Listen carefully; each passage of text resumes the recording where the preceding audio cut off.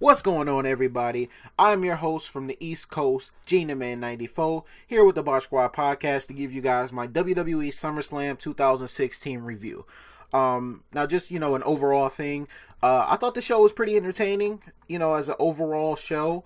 Some things were a little bit questionable, but overall I think it was a good show. I still think NXT was a better show than this one, but it was still pretty entertaining.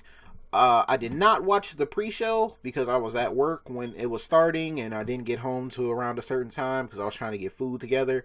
So, I kind of skipped the pre-show. I don't know what happened either, so sorry about that. But let's get into the main card. So the first match was Chris Jericho and Kevin Owens, Jericho versus Enzo and Cass. I also caught the middle to tail end of this match, but the match was still pretty entertaining. I was seeing highlights from all throughout the match and everything. But Kevin Owens said, he had Chris Jericho's back. And they took down the tag team of Enzo and Cass. Enzo and Cass haven't really won a major tag team match yet in WWE or NXT. Kind of weird. I think they're going to be breaking them up pretty soon. But we'll see. But Chris Jericho and Kevin Owens picked up the win. They did a nice pop-up code breaker. Kevin Owens threw Enzo up and Chris Jericho caught him with the code breaker. So that was pretty cool. Nice way to start off the night, and pretty nice match to kick off the show. They had Jon Stewart backstage with Stephanie, Shane, D-Bride, Mick Foley, and the New Day. He was just talking about how could Mick Foley be working for Stephanie and how bad of a person she is. And she pops up behind him. He's like, hey, Steph. And then the New Day come and they take Jon Stewart away because they needed him to do their intro for their match because, Big E was hurt. That turned out to be cringe-worthy. But, so the next match after that was the WWE Women's Championship match. Sasha Banks and Charlotte. And this was their best match they've ever had together in NXT or WWE, to me, in my opinion. Freaking amazing match between these two. They were throwing out everything at each other. They were trying to legit kill each other. I think Sasha really hurt her back. They were diving outside the ring and just doing a bunch of stuff to, kill each other. Like I said, they were trying to end each other's careers in this match, and it was just great. Back and forth, trying to use different types of moves to end the match. And in the end, it was questionable because I didn't think Sasha was going to lose, but she lost. She went for the bank statement for the final time. She had been trying to put Charlotte in it, the whole match, but she finally got her in it, and Charlotte rolled her on her back completely and got the pin off of her and used the leverage of the bank statement to get the pinfall. And I think Sasha's back had been hurt all throughout the match, so it was hard for her to kick out of it. Plus, her arm was bent a certain way because she had her in a submission. So, yeah, your new women's champion, Charlotte. So much for Sasha Banks' push. And I pretty much know what's probably going to happen next. Next match, we had The Miz versus the, Apollo Crews for the Intercontinental Championship. This match didn't go that long. It seemed like Miz was in control for most of the match. And then Apollo tried to fight back, but he really had no chance against The Miz, which is surprising to me. But yeah, Apollo didn't have no chance against The Miz. And The Miz won that match. Didn't really care for that much. AJ Styles versus John Cena. Once again, another great match tonight. And their best match of the two one-on-one singles matches they've had. And they finally did it. Somebody finally got the advantage over Cena in a rivalry. Completely. One of the newer guys. AJ did what he said he was going to do. He was going to beat John Cena, and that's exactly what he did. These two put on an incredible match. And for those people who keep saying that John Cena cannot wrestle and he sucks and he only has 5 moves and he can't be entertaining, you people can go kick rocks. Because time after time, John Cena proves that no matter who he's in the ring with, no matter how talented the other person is compared to him, he can still hang in there with the best of them. And AJ Styles is one of the best. So, this match it had me hooked the whole match. I was just, in amazement how Cena was able to keep up with AJ. Cena pulled out his best stuff. He kept trying to make him tap out with the STF. He tried to AA him. He tried to AA him off the top rope. man, he was just doing everything he could, but AJ just showed his resiliency and would not give up. He had to prove that he was better than John Cena, that he was going to beat up John Cena, and he did that. A bunch of near falls from these two. They both tried to make each other tap, and it took for AJ to hit a Styles Clash and then a phenomenal forearm to put away Cena. The final ones. He had hit him earlier in the match, but he couldn't put Cena away, but he even kicked out of a top rope AA, and I've never seen nobody kick out of that.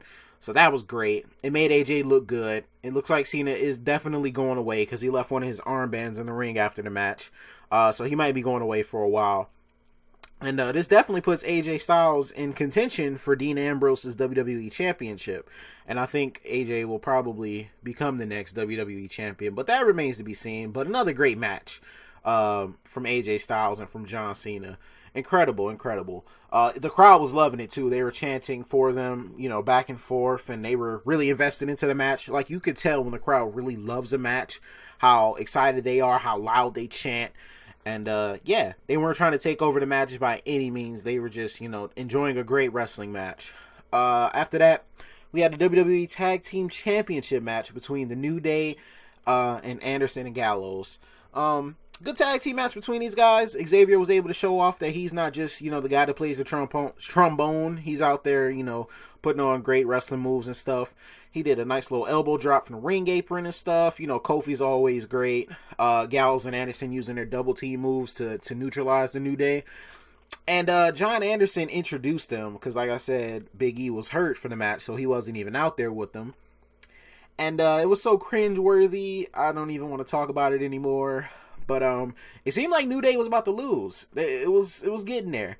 They were probably about to, or getting close to losing their tag team championships, and it didn't happen because Big E actually came out and he got tired of Anderson and Gallows talking about how they hurt his big E's, and he got tired of it. He came out and helped his boys out. Actually got them disqualified, but they remained champions. So they're still tag team champions. And then he killed Anderson and Gallows after that because, they took him out. He wasn't even able to wrestle in the match because of it. So I guess he healed up pretty quick. But yeah, I thought they were losing. So I don't know what they're going to do from here. I thought it was time for the New Day to lose their titles, but I guess not. Next match we had here was the WWE Championship match between Dean Ambrose and Dolph Ziggler. And these guys had that feel from that Samoa Joe Nakamura match last night. Like, they didn't really care about the entrances. They were just ready to go after each other. They had Shane and Daniel Bryan and the referee holding them back. Like, the announcer couldn't, because, they were just trying to tear apart each other, and they were just ready to fight. And that they did. They had a great match. They were killing each other from start to finish, pretty much. Ziggler threw everything he could at Dean, like Dean said he would, but he came up short. He tried to overdo it. He tried to put Dean Ambrose away with, like, the most extravagant moves he could think of. He tried to do a face buster off the top rope. And he, they jumped, but Dean countered it into a Dirty Deeds and was able to pick up the victory. Great effort from Dolph Ziggler. Great passion from the promos leading up to this match. The build for this match was incredible, and the match itself was great. It showed that, Ziggler can still go, and that Dean is able to retain his championship in big-time matches. But I don't think either one of them look, too bad after this match. Even though Dolph lost, I don't think he looks any worse than he already did. I think he actually looks better. He was able to hang in there with the champ.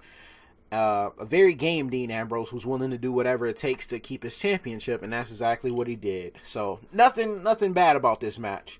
But Dean Ambrose did retain the title. So then they had like this throwaway Divas match, and I'm calling it a Divas match because that's exactly what it was. Naomi, Carmella, and Becky Lynch versus Alexa Bliss, Natalya, and what was supposed to be Eva Marie, but of course we all know she got suspended. But they did her entrance anyway, and the announcer was like, she's not feeling good, so she's going on vacation, and she'll be back in a while or whatever. And then, in her place, Nikki Bella comes out. I'm just like, oh my goodness, why? They cleared her to come back to the WWE, I think maybe last week. So she's back, and I guess she's heel because she was on the team full of the heels. And after she came out, I just knew they were going to win the match. And that's what happened. Nikki Bella did some move. I don't know. I stopped caring about the match when she came out because I already knew what was going to happen. Like, I don't care about Nikki Bella. I'm so tired of them. Can't she just retire like her sister did? Like, please retire. Next we had Seth Rollins versus Finn Balor for the WWE Universal Championship. And the WWE Universal Championship is an all red belt, pretty much. It's just like the WWE Championship, and it's just like the inside of the WWE Women's Championship, how it's red, except the whole belt itself is red. Pretty generic in my opinion. I thought they were going to make it a lot different, but they didn't. But yeah, so we had Seth Rollins versus the Demon King, Finn Balor. Another great freaking match. I knew these two were going to throw everything they had at each other. Seems like Seth is more confident with his knee, even though Finn was trying to target it and take it out. But Seth was still doing all the moves that he normally does. And he almost won this match. It was really close. I really thought that Seth was going to pull this match out. But apparently they put a rocket ship up Finn Balor's ass and they gave him the championship. He won this match. The Demon King was able to overcome Seth Rollins, who was ready. He wasn't really afraid of the Demon King itself. He was throwing out everything, hitting turnbuckle power bombs, and I think he was going to go for a Phoenix Splash at one point. And I think he actually hit a pedigree and wasn't able to pick up the victory off of that. But he got caught with a coup de grace from Finn Balor, and Finn Balor is your first ever WWE Universal Champion. Yeah. Didn't expect... I mean, I did. I predicted that Finn Balor was going to win, but I didn't really expect them to do that. You know how I am with predictions. I'm not really the best at it. I'm like Stephen A. Smith picking NBA Finals. I'm not that great at it. So... It was surprising, to say the least, to see Finn Balor actually win this match. But it was a good match. Good wrestling match between these guys. Rusev versus Roman Reigns for the U.S. Championship didn't even happen. They just brawled. They fought. Rusev was killing them at first. Rusev was fucking. He was fucking Roman Reigns at first. But Roman Reigns was able to come back, and then he just destroyed Rusev. Like, he just was kicking his ass after that. And the match didn't even get started. The refs kept separating them. Lana was in shock because, you know, Roman was killing her husband and they weren't even able to start the match. And as Rusev was getting, you know, help to the back, Roman came back out because they finally got him away, but he came back out and then he speared Rusev on the ring ramp like he did on Raw. So I don't know if this rivalry is going to continue, but it's pretty cool. These two guys are out to kill each other. They want each other's heads and they won't stop until they get it. So that was pretty sweet. I think after that, did we get the Brock match? I think we got the Brock match.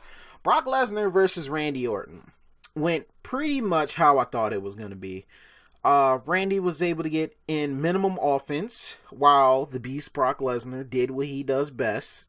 Suplex him a bunch of times and hit him with F5s. He threw Randy Orton through a table, and I don't mean like put him through a table. I mean like he threw him through it. Like he brought him from the barricade behind the announce table and just threw him into the table, and it just shattered. Randy Orton was able to finally try to mount some offense, and he RKO'd Brock onto one of the announce tables that didn't break, which I thought it was supposed to, but I guess it wasn't structured to break. And they got back in the ring. Brock got pissed and that he didn't get the pin off the F5. He took off his elbow pads and just started throwing literal bows at Randy Orton. And Randy Orton got busted open. If you guys see the thumbnail, because I'm pretty sure that's what I use for the thumbnail, you'll see Randy Orton was leaking blood. It was not pretty. It looked like he was legitimately cut open. It didn't look like a blade job. Like he was leaking blood out of his skull.